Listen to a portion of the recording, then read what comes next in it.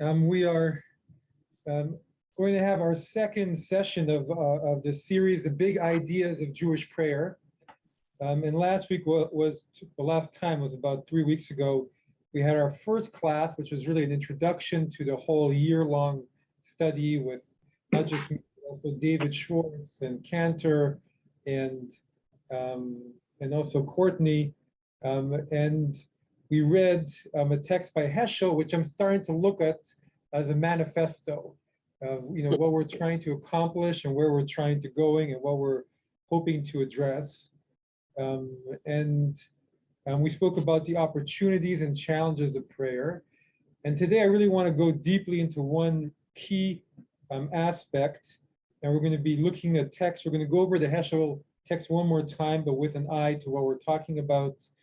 We won't do it many more times, but I think it has so much to offer. And then we'll be looking at many other texts.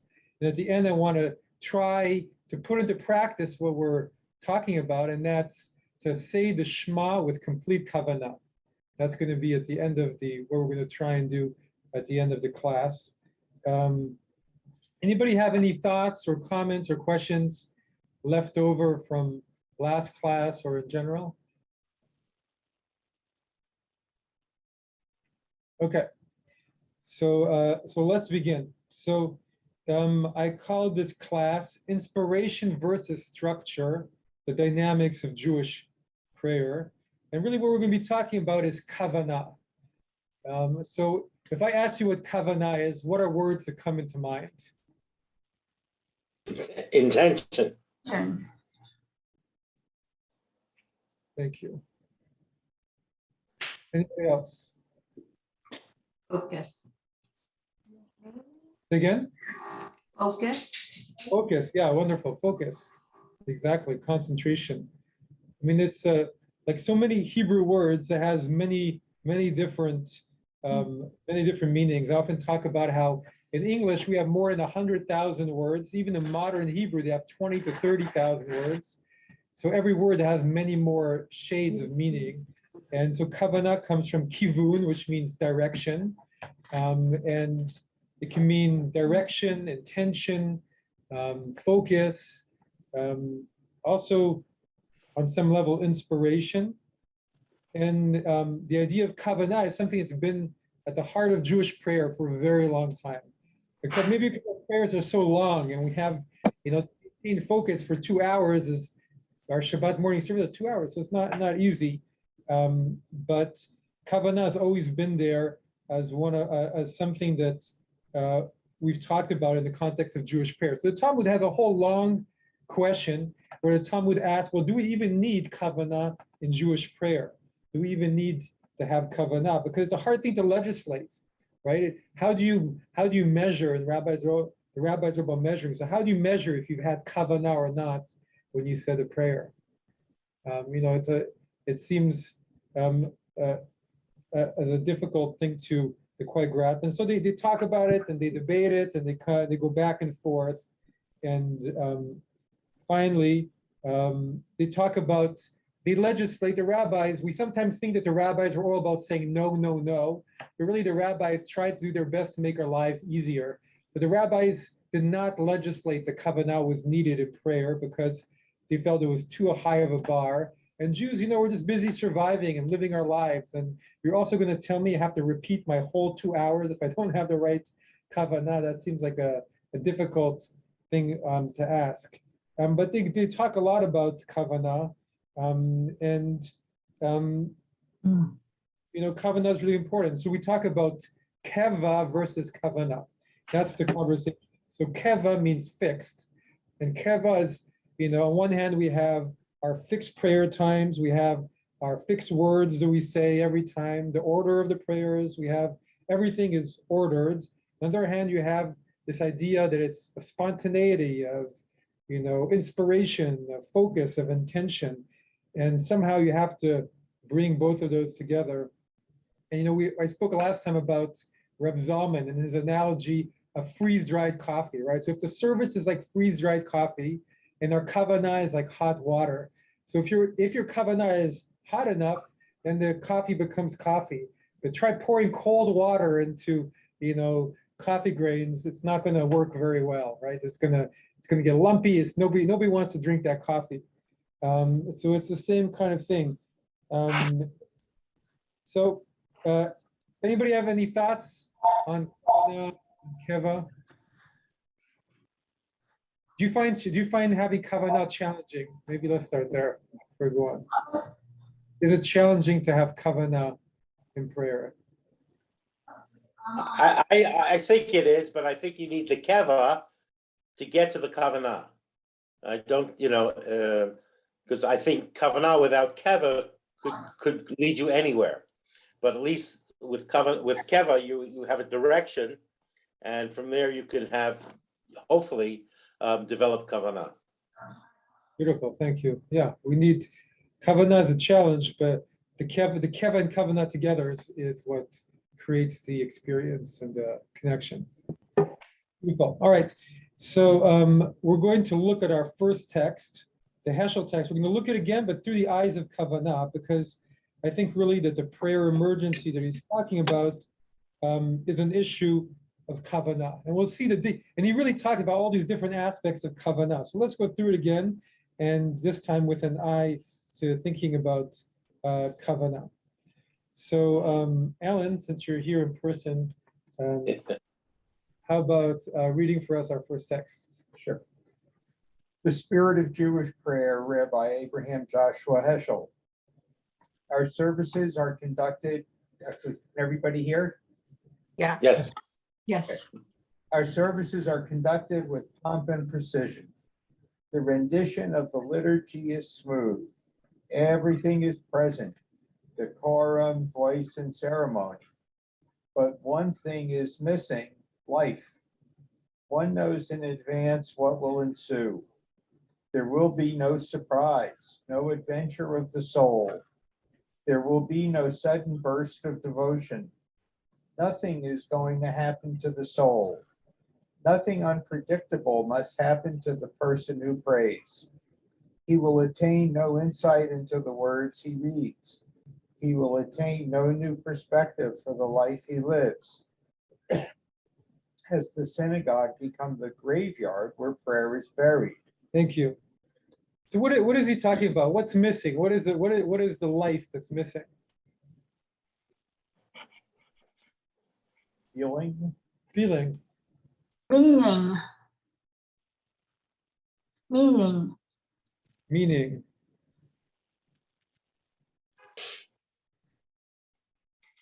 I mean, I had reflected on this during our last class, but didn't say anything. Uh-huh. And I think about my own experience when I was growing up and going to Hebrew school, and I went to services every Shabbat and the holidays. And, I learned to pray, it was in Hebrew, which I didn't understand, but I got really good at the service. Uh-huh. Good enough that at my bar mitzvah, I led shacharit, but I didn't really know what it was that I was praying. Yeah. And nobody ever taught us anything about the prayers.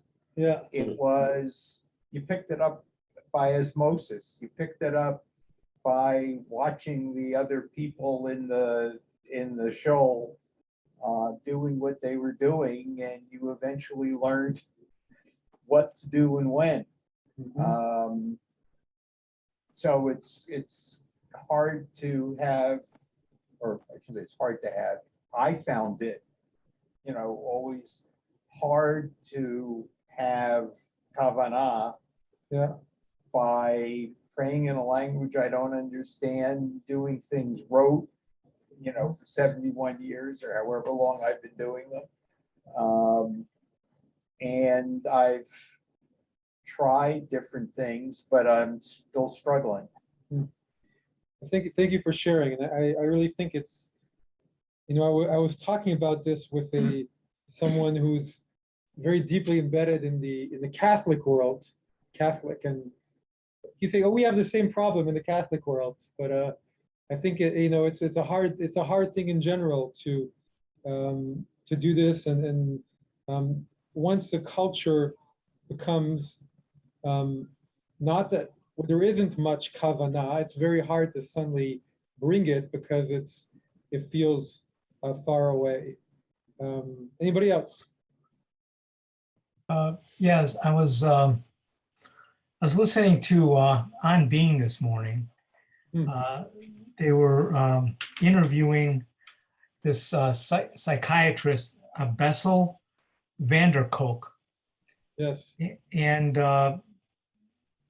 he wrote a book about trauma in the body.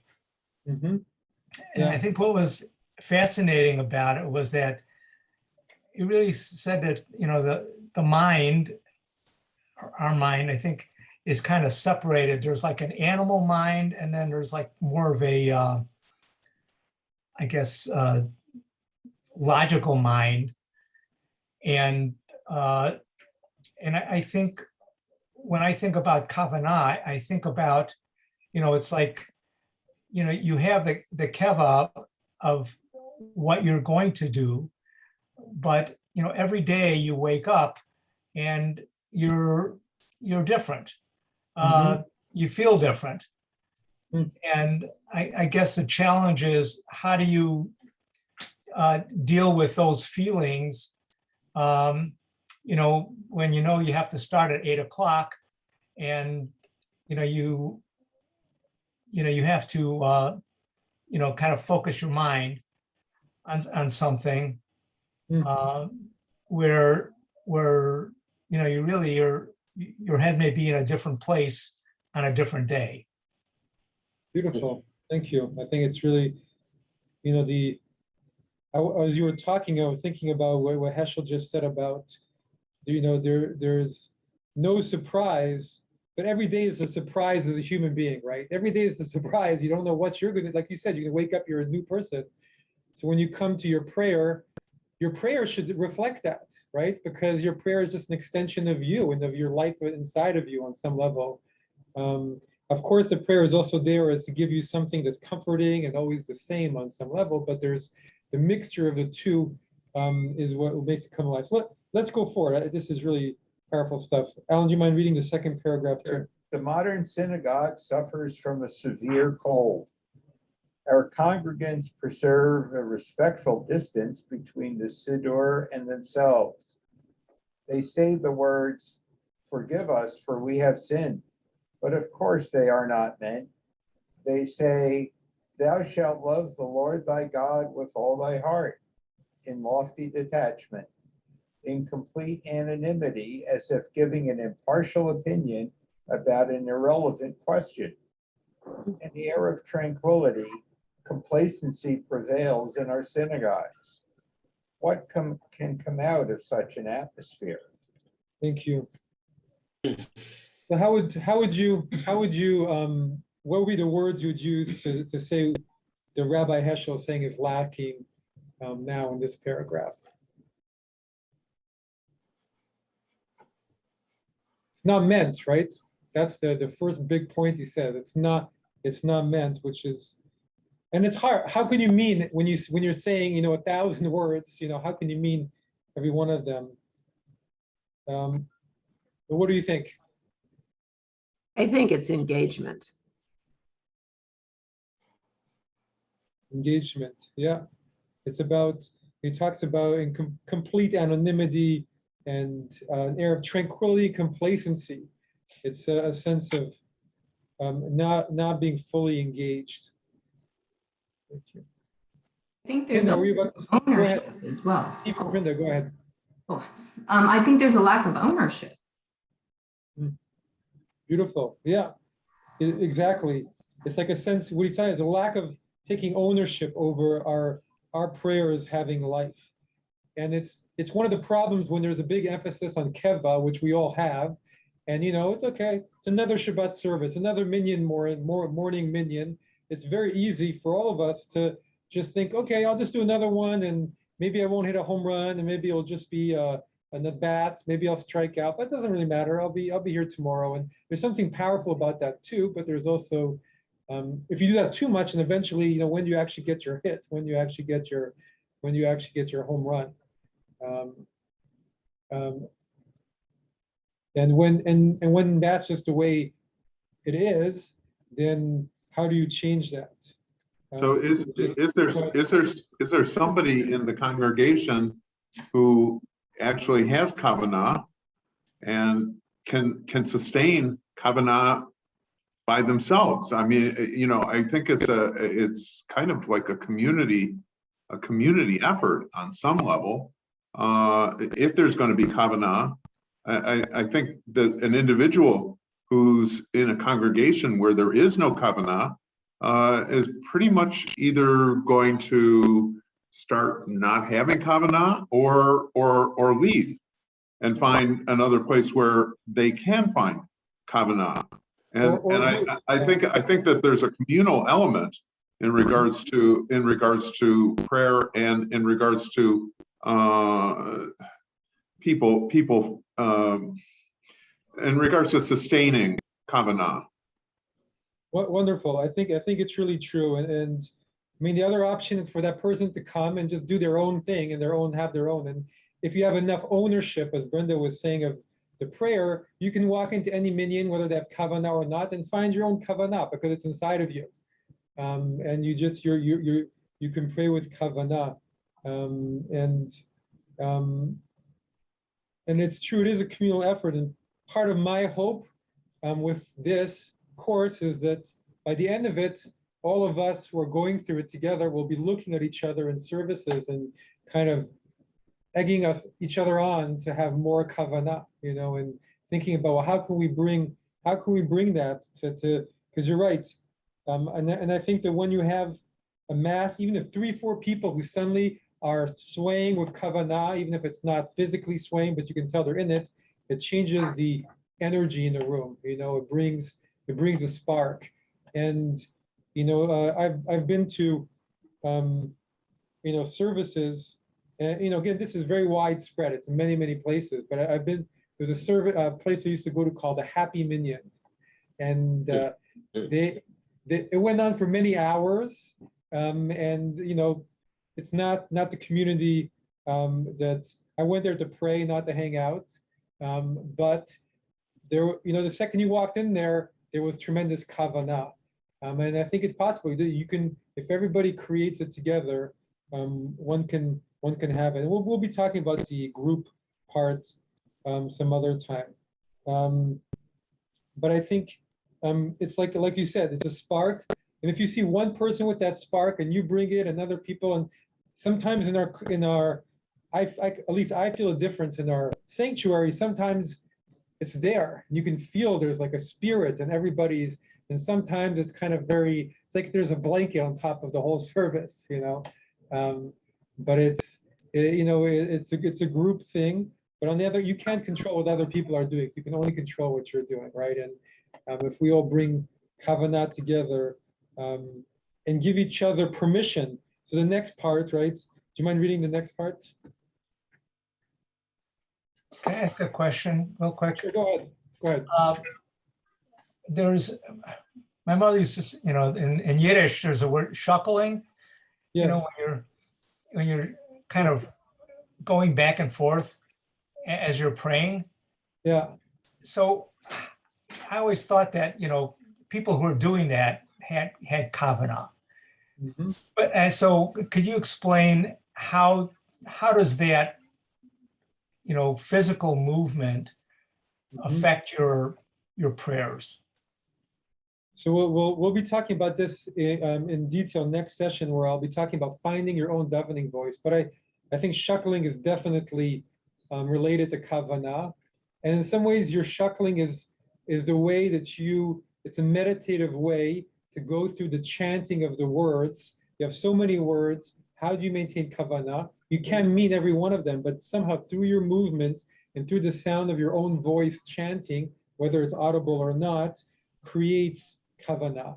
It's not just that when you're doing it, it's a sign that you have kavanah, but you're also listening inside of yourself to this now I'm feeling very Heschel-like, but you're listening to the sound of your soul, right? You're listening to what you're feeling inside of you, and that's guiding your movements outside, right?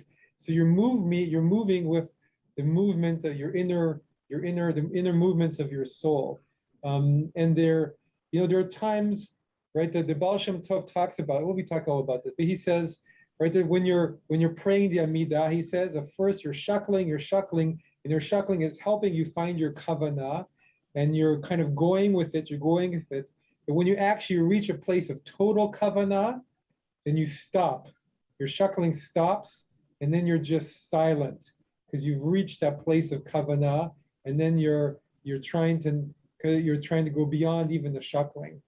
But the shuttling is definitely connected to kavanah. I think it's our Jewish way of expressing kavanah, and also of searching for kavanah. I find that when I find myself struggling with kavanah, if I start swaying a little bit and going like this, and I've done this workshop, it's kind of fun, but are you a person who sways like this or sways like this? We all express, or are you a person who just is very gentle swaying? And does it look different for men and women? I think that's also a question, and these are all different things, but I believe that your kavanah, your kavanah has to be you have to enter in, we'll be talking about this in a minute, but you have to enter into the service and prayer with a lot of intentionality, but then you have to manage your kavanah throughout the whole service. And the shuttling allows you to manage your kavanah as you go through all of it. You're finding it's a rhythm, it's music, it's bringing rhythm to your internal soulful movements. Let's go ahead. The services are prim, the voice is dry. The synagogue is clean and tidy, and the soul of prayer lies in agony. No one will scream, no one will cry. The words will be stillborn. The problem is not how to fill the buildings, but how to inspire the hearts. The problem is not how to attract bodies to enter the space of a temple, but how to inspire souls to enter an hour of spiritual concentration in the presence of God. The problem is time, not space. Prayer is the microcosm of the soul. It is the whole soul in one moment, the quintessence of all our acts, the climax of all our thoughts. It rises as high as our thoughts. Thank you.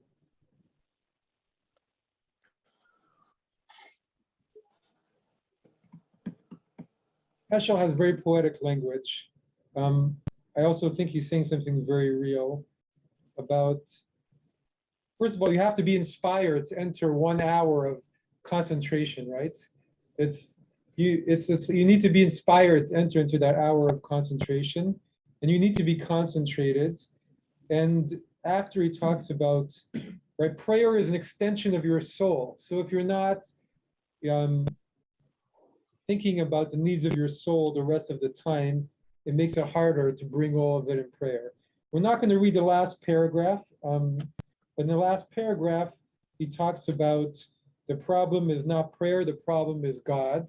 And I don't think that means a specific theology or doctrine of God, but it's, one has to have a connection to the world of spirit or to an idea of what God is, whatever God is. And we all have different conceptions of God, and that works of Judaism.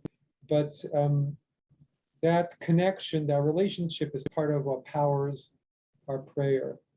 But I'd like to, anybody have any comments on this piece we just read? I have a real conundrum here. Okay. I can feel kavanaugh when I'm davening by myself at home. I sway and I feel an intensity, and I don't even notice where I am after a while. I can't do that in the synagogue. There's something constraining about my ability to let that show to others. It's like I'm embarrassed, or I feel people will understand what I'm doing, or they'll think I'm nuts. It depends on where I am. So I struggle when I'm in synagogue environment, most synagogues, to bring that kavanah with me that I have at home. I don't know what's going on. It's a self-consciousness, maybe because other people aren't doing it. I grew up in a shul with Reb Zalman, and he was always moving, and he was fantastic. And I think that taught me that I can do it in a group because I did it in that minion. I can't seem to take that with me into other minion. And I don't know what that means, whether it means I need to find other people doing it, or there's something about me that just blocks off when I get into a group. But I can connect with that spirit inside. I've done it when I'm on my own, like on Yom Kippur. I hardly ever go in Neilah because I know I won't be able to have kavanah the way I'll have it at home. And I even cry during Neilah. I can't cry in shul during Neilah. It's too self-conscious. So I think there's something about losing my self-consciousness and not caring whether people see me doing this or not that would allow me to get my kavanah back in shul. Beautiful. Thank you so much for sharing. Anybody share that sentiment at all, or? I really think it's a big part of. Go ahead. No, I think that whole idea of not wanting to look too different, or not wanting to not wanting to think that others think, that there's something wrong with you or whatever. And I know that It's okay. Don't worry. I find there are just lots of times in services that in the services that I grew up in, there are just certain times where you would say, what, Amen, Baruch, and in our services, people are just quiet. And, it's that feeling of they're quiet, and then you're quiet, or maybe you mumble it or whatever. And, because it's, I think, only natural not to want to stick out. Yeah. And that becomes the prayer culture of a place, right? Yeah. And what you're talking about is exactly Kava, right? The Kava in the conservative movement is in a good place, right? People come to shul know when to say amen, they know when to do things, everything happens at its proper time, right? Exactly what Heschel is saying, but it's the life is not happening whereas it should be under the surface, and the Kava is really there for you to express that, to take off, and so it's that's what the Kava is there for. I mean, does God care if we're all saying amen at the right time if we're not thinking about what we're, and that, I mean, there's a beauty still to ritual. There is a beauty to ritual, but what's more important? And so right, the next text is Bachya Ibn Bakuda, who is a commentator from the 11th century. So right, so we shouldn't feel bad about where we are. They, I'm sure, had the same. He said, prayer without kavanah is like a body without a soul. And so even though the Talmud says do you need kavanah? Depends where. Already back then people were saying you need kavanah. Your prayer without kavanah is dead. And this became even more part of the Hasidic way, right? Heschel came out of Hasidic world, out of Hasidic way of thinking about prayer, and that was one of their big innovations. Don't just go through the prayer. It's not only about being yotzi. It's not only about fulfilling your obligation. I mean, there are days where it is. You have to get to work. You have half an hour to pray or 20 minutes to pray. If you're all alone, you're not part of a minion. Just get it done. But your prayer needs that life, that spark. I want to go back to one thing, Hinda, that you were saying, which I think is so true. When you're going into prayer with kavanah, and maybe it's easier at home, and I encourage all of you to try it at home. It's about immersing yourself, and in my mind, this is the biggest thing that's lacking in our modern day congregations of, all movements except maybe for the Haredi, modern Orthodox. A lot of them are the same. Well, you need the concentration, but what is the purpose of the concentration? It's not only so that you're meaning it, but it's so you're completely immersed.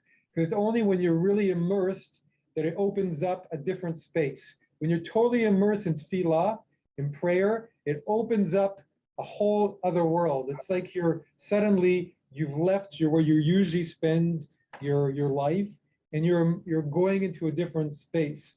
You're able to touch on something greater. And it's only through that total immersion, which takes kavanah to get there. But it's one of our texts today. We studied it last time. When you were talking, I was thinking about it, right, about Rabbi Akiva.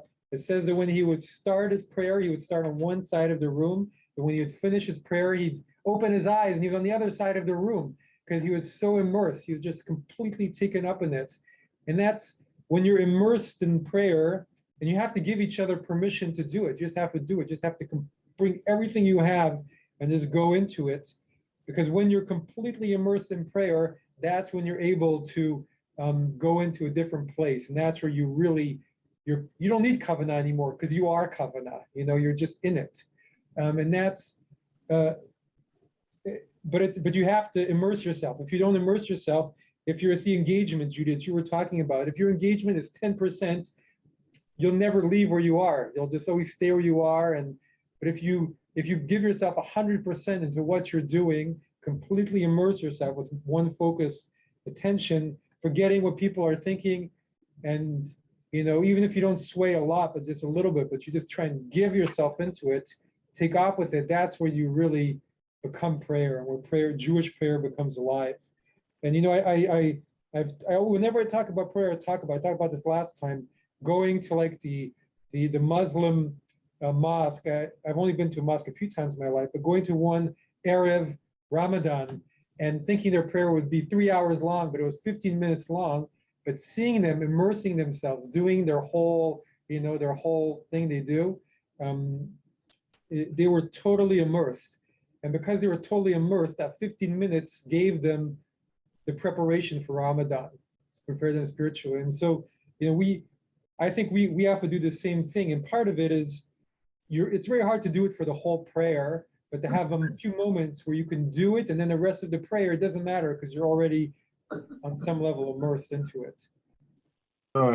I was listening to the same broadcast that Morris was listening to this morning, and what I was struck by was his talking about the physicality of spirituality in other traditions, especially yoga being one, and I think that was the one that was pointed out the most. But I mean, if you think about swirling dervishes or other kinds of ecstatic kinds of like the ecstatic evangelical kinds of motions that go on in a Christian setting,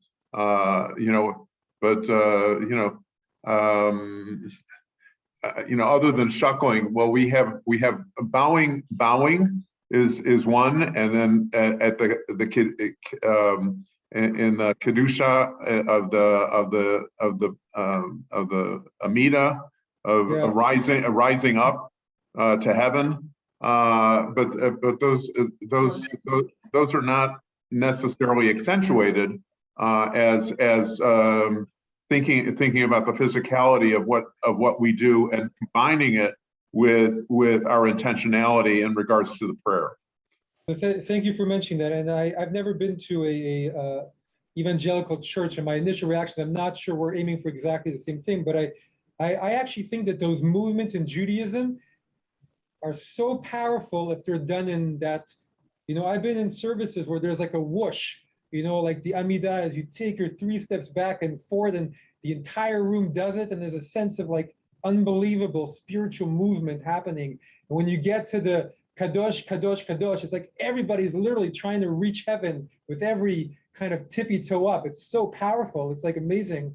And you can get to that. Just as like but it has to be alive. You have to feel the spirit in the room, and those are all designed. When you're in such a service, you suddenly realize, oh, that's what's supposed to happen here. You're not supposed to just go kadosh, kadosh, kadosh, and kind of like half go, go up and just say, okay, I'm just doing it. But it can really be a gesture that's expressive of what you're feeling in that moment.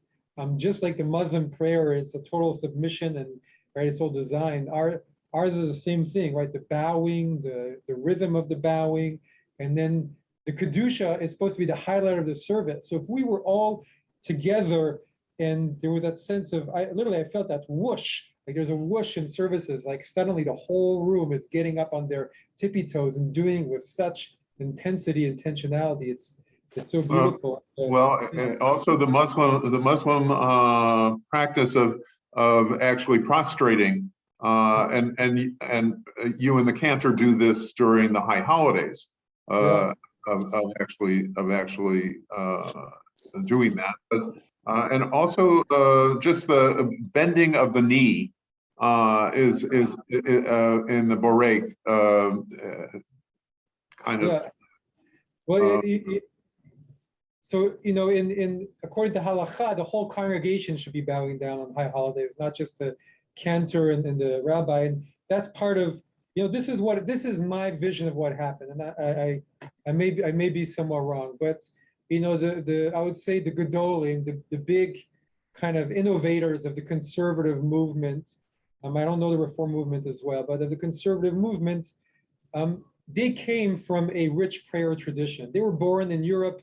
Even if they didn't came from a Hasidic, it was more of a Lithuanian, Litvak tradition.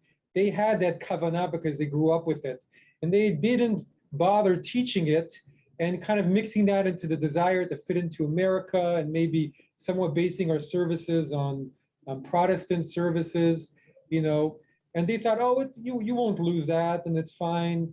But over decades, it got lost, that kavanah, and that sense of bringing that. And they took it by osmosis, but then they didn't teach it by osmosis.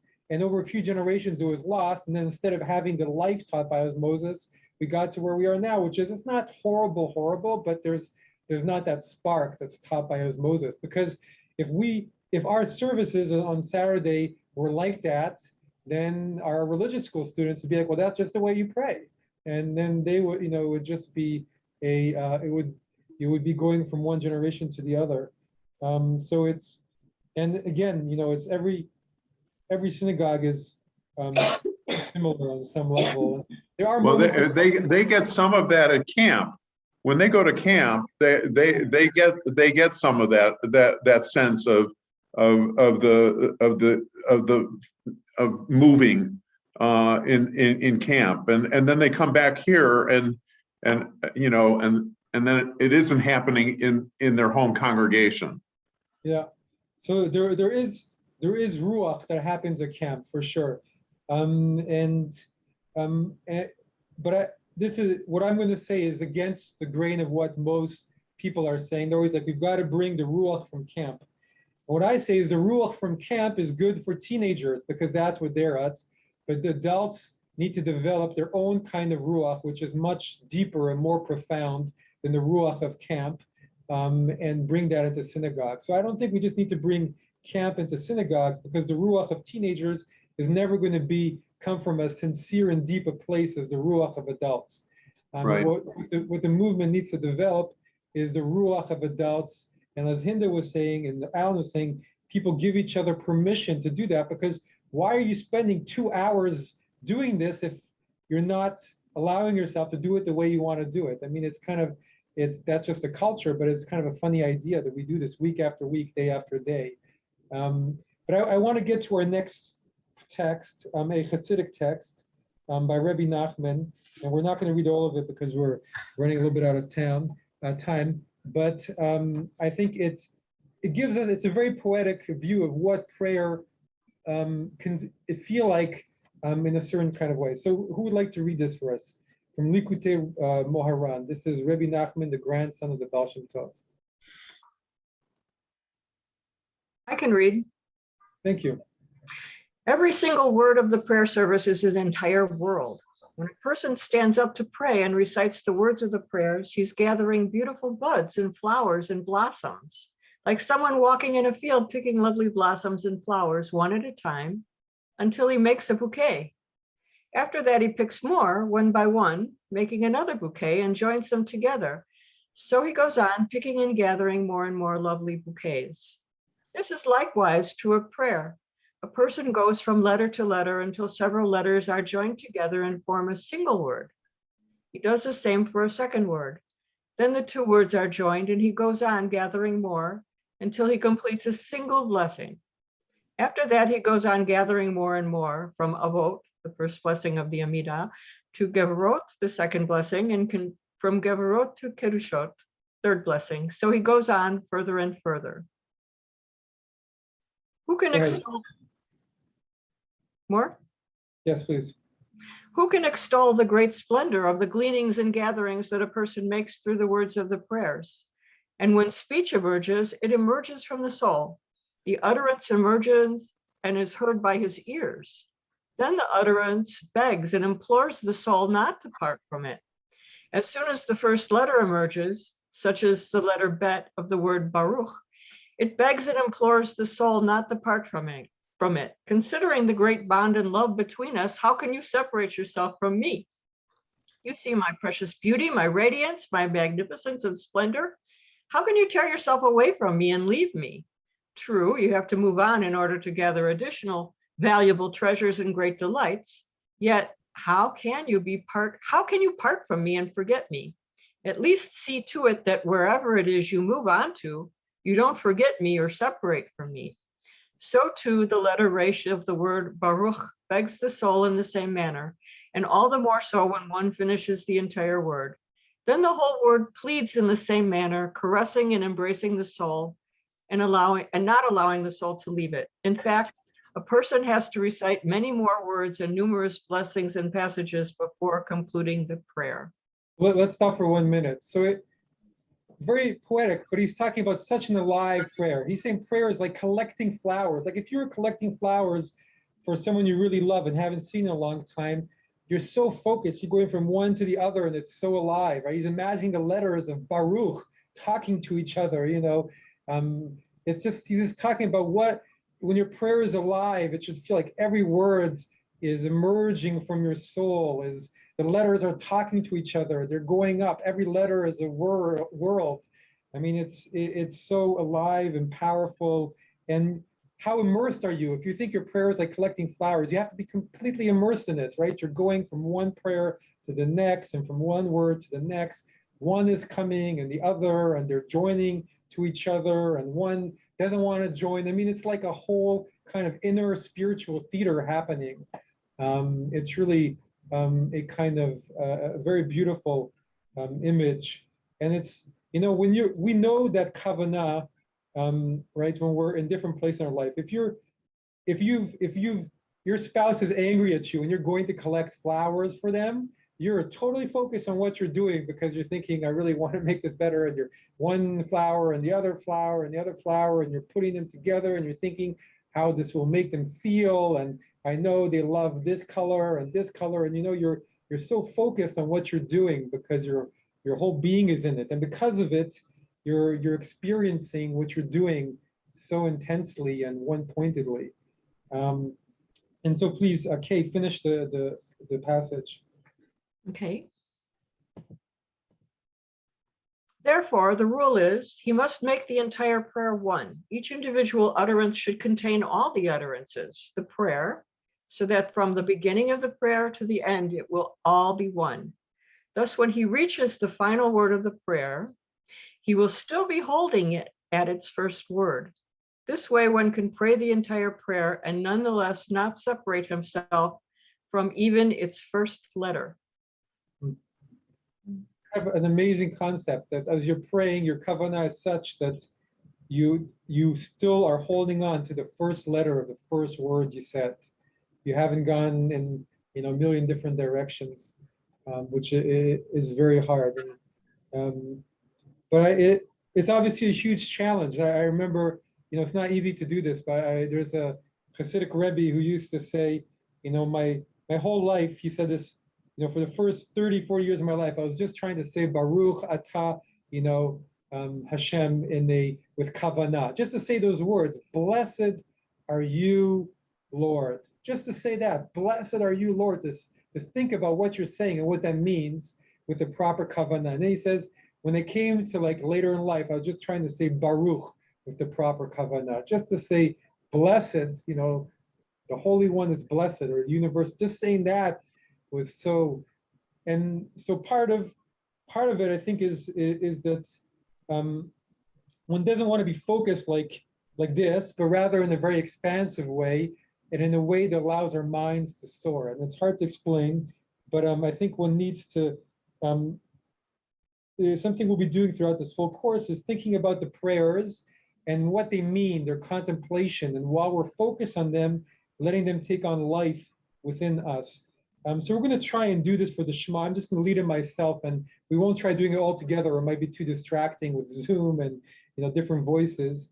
But I'm just going to try and say the Shema with as much kavanah as I can, and talk about what is going through my mind, like have a because a kavanah, when we talk about a kavanah, there's the kavanah of being focused on prayer, but also a kavanah is also something to think about while you're praying.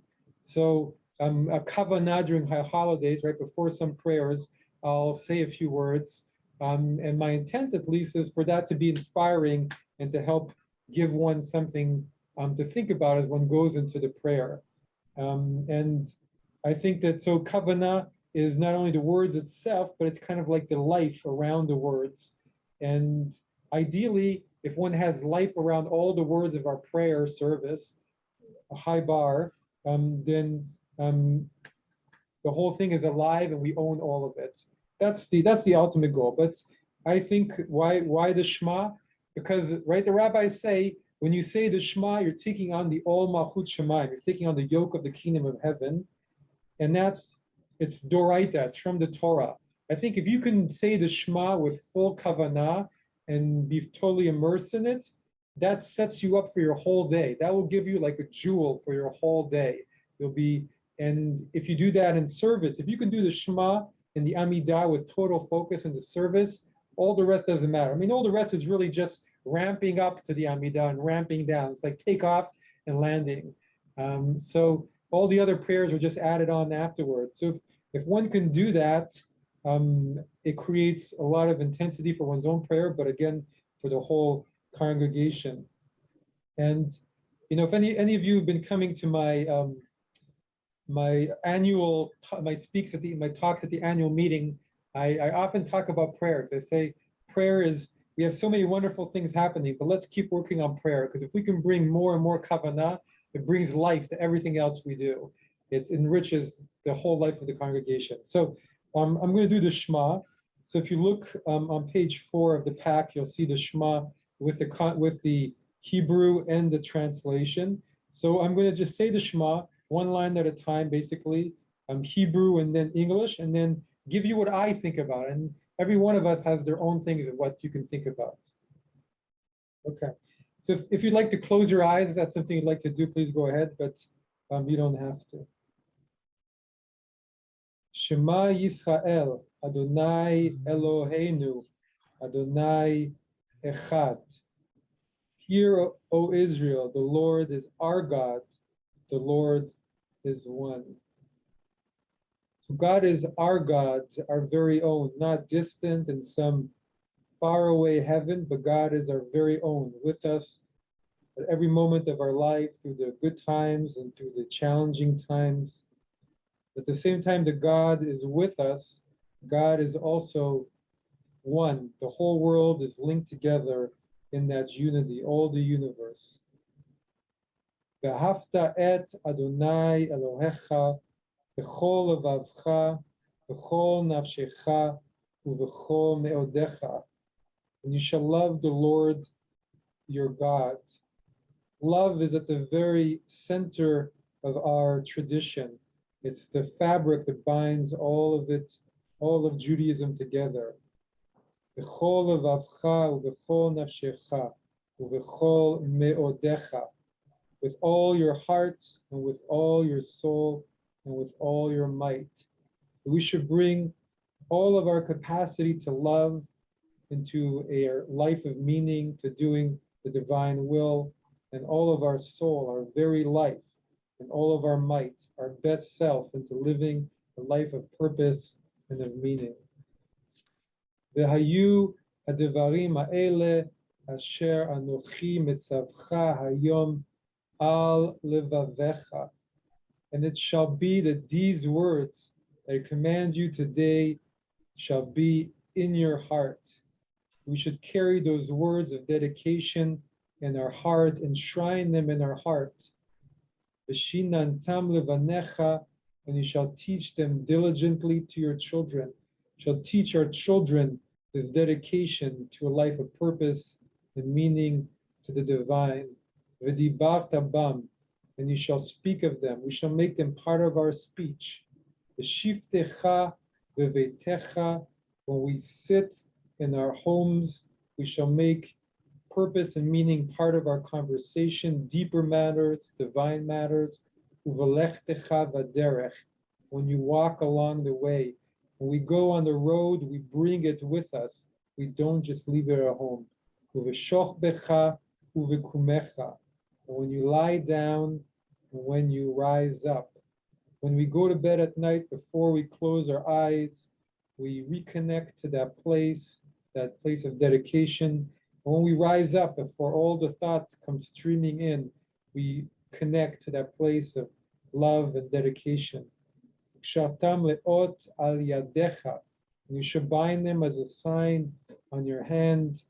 We shall bind all of what we, all of this life of dedication to everything we do with our hands, to all of our actions in the world. V'hayu letotafot bein enecha, and they shall be for totafot, splendor, the light between your eyes. Wherever we see, we shall see the divine image, and keep between our eyes and our minds a place that is always alive with that connection. Uchtavtam al mezuzot beitecha uvisharecha, and you shall write them on the doorposts of your house. Whenever we walk by a mezuzah on our doorposts, we shall be reminded of that life of dedication, and on your gates, visharecha. And the gates of our communities, we shall also dedicate our communities to this life of purpose. And the gates of our mind and of our soul and of our heart, we shall also place our dedication in the divine. So that's my way of really trying to bring intense kavanah into saying the Shema. And I do this, it's my meditation. I try and do this once a day, and I feel if I've done this, the rest of my prayer is alive, because I've been so focused and I've kind of brought it alive in my own way. And it does exactly what it says it does. It brings on the yoke of the kingdom of heaven. It connects you to that place of dedication to your faith. I think that the kavanah in a service when we're with a lot of people is not quite, it comes with melody, it comes with rhythm, it comes with chanting, but one can bring that kind of real focus into what one is doing. I don't know, any thoughts or comments, questions? Rabbi, I want to ask you what you just did here. Huh? Do any of the teachers in the Hebrew school do it on an age appropriate level with the students before they even bother learning the Hebrew of the prayers? Like take the English and have them think about what the English is saying so they can connect before they even have to worry about the structure of the language. I'm just curious. So I think it's a really good question. I've thought about it a lot, and that'd be my goal. There's one thing that I could try and do for our kids on some level, it would be that. But the problem isn't talking about it, because I think we've come to a place, at least over the last 20, 30 years, of teaching tefillah in that way, of teaching people to talk about it, but we don't then teach it in action, right? Teaching in action would be, okay, we've talked about it, now let's say the Shema in this very deliberate way, so that, and encouraging kids to do it, at home.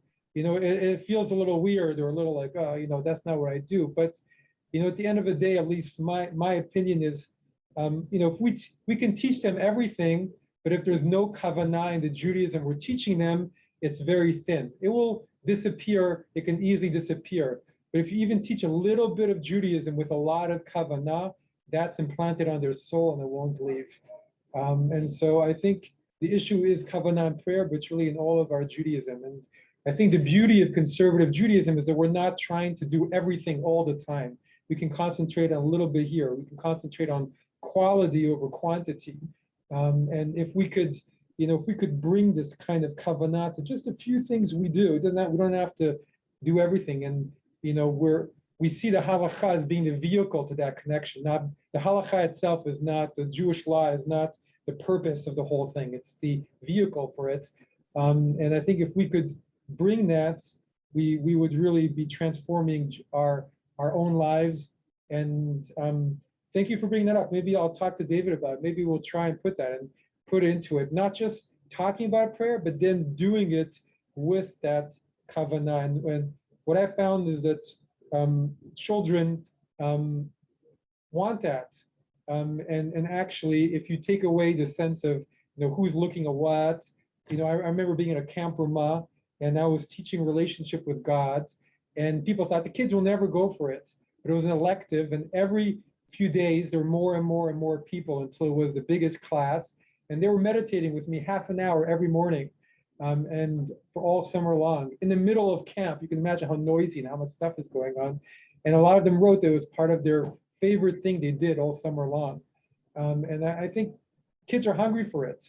But we have to teach that concentration and immersion and just giving yourself totally into what you're doing, and doing it for everything we do, and not worrying about what people are thinking or doing. And it's a high bar, but I think it can be transformative.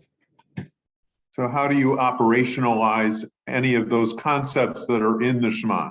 So it's taking a piece of it and actually talking about how do you bring that concept into your life. So I think if you say it with the right kavanah, it automatically translates. You don't have to think about it because it's going so deep. It's becoming part of who you are. It's who you are. You're engraving it on your soul. So then you're going out and doing it. And I think that's what prayer is supposed to do. It's supposed to engrave all the ideas into your soul. So then you go out and do it. You don't think I'm doing it. You're just doing it because it's there. But and I think to me that's one of the big purposes of Jewish prayer is to engrave its ideas. We don't have a theology. We don't wake up and say, I believe this and that.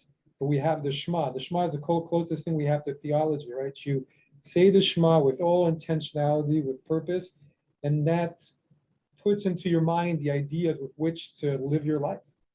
So, speaking of children, I have to go and collect my own. But thanks for joining me. I hope